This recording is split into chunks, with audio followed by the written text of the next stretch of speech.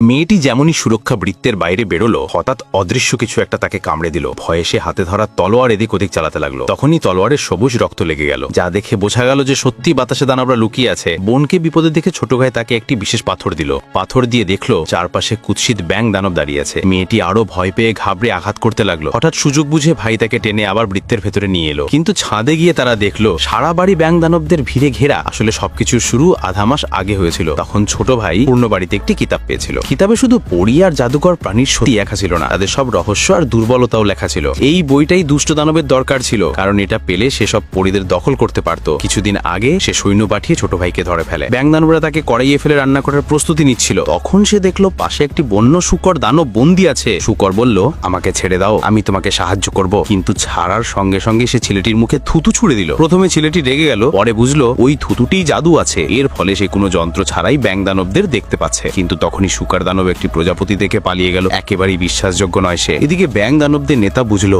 ভুল ছেলেকে ধরে এনেছে। আসলেই তো তার খোঁজ বইয়ের ছেলেটার। ছেলেটি সুযোগ নিয়ে ভাইকে ছাড়িয়ে নিল, কিন্তু পালানোর সময় ছোট ভাই পারাপার ধরা পড়লো। শেষমেশ ছেলেটি তাকে বাঁচালো। সে বুঝলো এই বইই আসল বিপদের কারণ। আগুনে ফেলে জ্বালাতে গেল, কিন্তু বই একেবারেই অক্ষত রইল। তারা আবার ঘরে ফিরলো, কিন্তু চিরদিনের জন্য বৃত্তের ভেতরে তো থাকতে পারবে না। তখন ছেলেটি নানির পুরনো ছবি দেখলো। মনে পড়লো নানি আসলে এই বইয়ের লেখকের মেয়ে। নিশ্চয়ই কোনো উপায় জানেন, কিন্তু নানি তো অনেক দূরে, হাসপাতালে ভর্তি। সৌভাগ্যক্রমে এক ছোট জাদুকর প্রাণী তাদের গোপন পথ দেখিয়ে দিল। ভাই বোন সেই পথে বেরোলো, কিন্তু ব্যাং দানবরা আভাস পেয়ে গেল এবং গুহার ভয়ঙ্কর দানবকে ছেড়ে দিল। সে তাড়া করে ছোট ভাইকে ধরে ফেললো। ভাই প্রাণপণে একটি পাইপ ভেঙে তার চোখে ঢুকিয়ে পালালো। অবশেষে তারা হাসপাতালে গিয়ে নানির সঙ্গে দেখা করলো। বলল তারা এখন পরীদের গোপন সত্য জেনে গেছে। তখন বাগানের ভেতর লুকিয়ে থাকা ফুল পরিয়ে উড়ে বেরোলো, কিন্তু প্রত্যাশার উল্টো। নানি বললেন তিনি সাহায্য করতে পারবেন না। হঠাৎ একটি ব্যাং দানব এসে বই ছিনিয়ে নিতে চাইলো। নানি তাড়াতাড়ি এক মুঠো লবণ ছুঁড়ে দিলেন, তাতে সে পালালো, কিন্তু বইয়ের অর্ধেক ছিনিয়ে নিল। ভয়ে নানি আর কিছু বলতে পারলেন না। ভাই বোন আবার পুরনো বাড়িতে ফিরলো। তখনই সেই অকেজো শূকর দানব ফিরে এলো এবং খারাপ খবর দিল